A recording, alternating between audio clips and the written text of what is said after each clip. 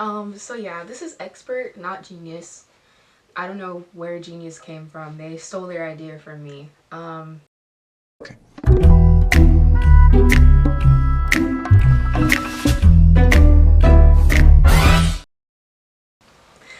Hi guys, it's Amaya. You guys should know me by now. Bro, don't you just love when you're in the middle of recording a video and then your car decides to be full? 3 days later. Bruh. Hi guys, it's Amaya, and today we're going to be talking about one of my favorite songs, Loud Bark Deep Bite by Mannequin Pussy. This band is an American band that originated in Philadelphia in 2010. This punk indie rock band consists of 4 members, Missy on vocals, Colleen on drums, Bear on bass, and Maxine on guitar. They're characterized by an explosive sound filled with dynamic lyrics, a strong and dominating aura, and a clear message of independence and women empowerment.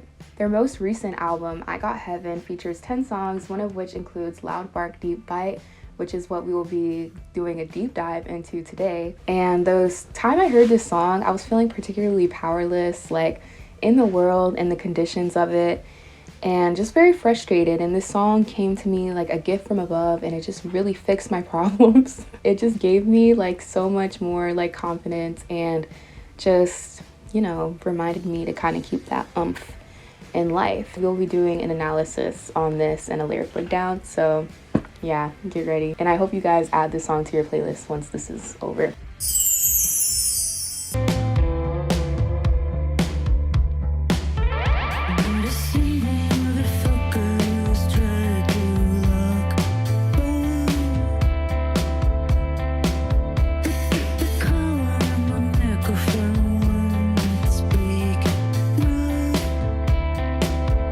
So I love the analogy of the conditions of being a woman in society being compared to like being like a dog or almost pet-like, with this choking force keeping you in line or in submission. A pet is meant to be submissive or like agreeable and obey their owner. And in this case, it feels a lot like the gender norms and dynamics that women are expected to uphold in society, such as being quiet, being nice, very much like when you're walking your dog or your cat or your ostrich or like whatever pet that you have. And you know, once they pull on that leash a little bit, you yank it back to keep them in line. So, you know, it's very much like a power dynamic of just control and ownership. To further illustrate how this is, you know, where this is seen in society, or maybe where this comes from, I'm actually going to pull out a couple biblical references. Disclaimer. I do not want to, like, you know, shit on anyone's religion or make anyone offended, but, you know, it's very debated on the real meaning behind these verses, but I'm just going to take it from the context that I read it, and we'll go from there. Sorry and thank you. In Ephesians 5:22, the text says, "Wives, be subject to your husbands as to the Lord, for the husband is the head of the wife, as Christ is to the head of the church, the body of which he is the Savior. So also wives should submit to their husbands in everything." So I think that's just a really interesting... I just think like for the Bible to be taken to heart so strongly, and it's almost like, you know, spiritual law, it's very concerning that this power dynamic is portrayed as and pushed this way in the Bible, and you know, women are just supposed to agree to this and, you know, think it's okay. But when you just think of the fact that like every person in the world is supposed to have autonomy over themselves and their own body, no matter what relationship they're in, it gets a little weird. So this analogy in the song of being too big for a collar, and you know, the world not being able to find one that fits around her neck, it's almost like saying like, I'm just too much. I can't, like, you can never put me in that box because, you know, I'm just too big for that. Like, I'm breaking free of these gender norms and taking back ownership of herself and her agency.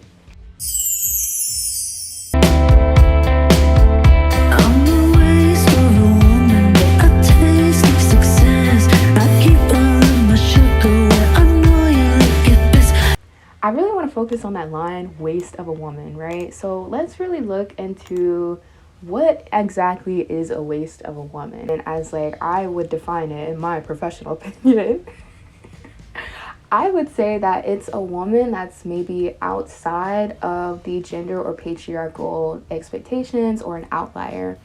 Women that fall outside of the hetero or, white beauty standards. The women on the LGBTQ plus spectrum, women that don't cater to the patriarchal expression of what women are supposed to be. And if we want to look at the media, let's take a look. TV shows, movies representing, like, movies are a way of representing an idea of, a supposed world. And especially things that are popular, there's definitely like a certain type of woman that's pushed as, beautiful or acceptable in society, right? So especially Disney, you're a culprit. Disney, you're a culprit.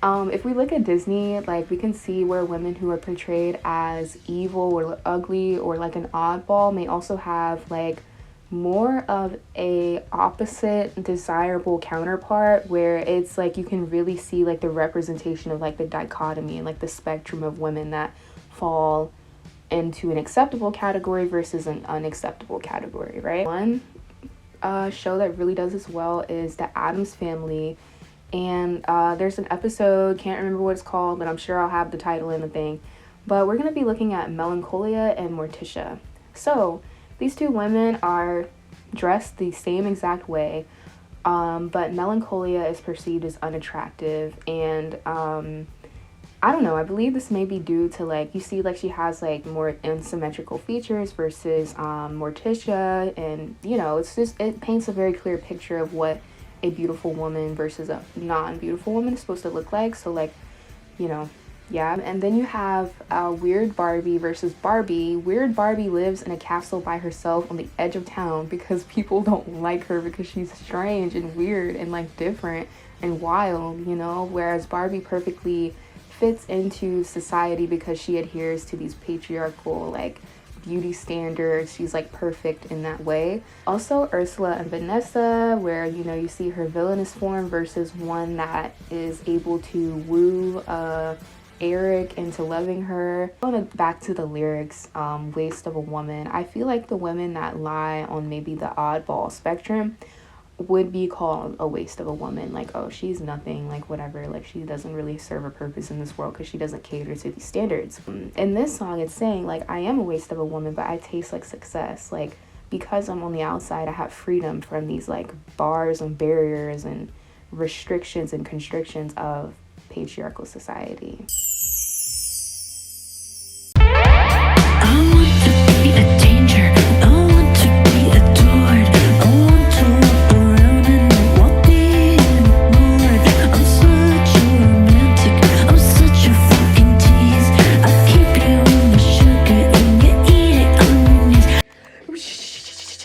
Trying to get that like pause at the right time, but look at the line, I want to walk around at night while being ignored.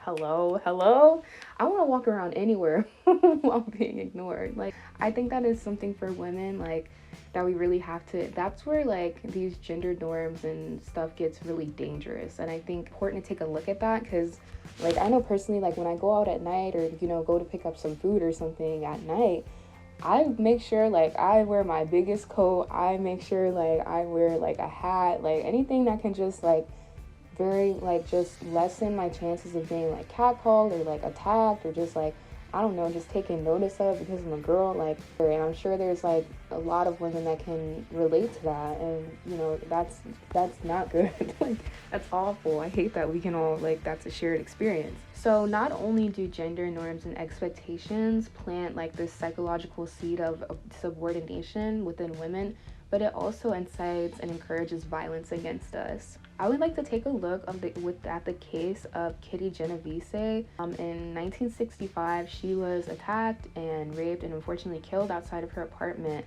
for an hour, and there was like 40 bystanders that walked past her and did nothing about it. But the thing that really struck me, like, that I will not forget, is the fact that like the killer basically said like he prefers to pick women because they don't fight back. And that just like, wow, like, what do you mean? Like, what do you mean? It's a very sad situation, and I think it just clearly explains the dangers of the unequal gender dynamics in the world, with men believing that they have all this like power and autonomy and just this right to do whatever they please with us, and that we are like subordinate to them, and like that's like okay because we're like weaker or something, you know.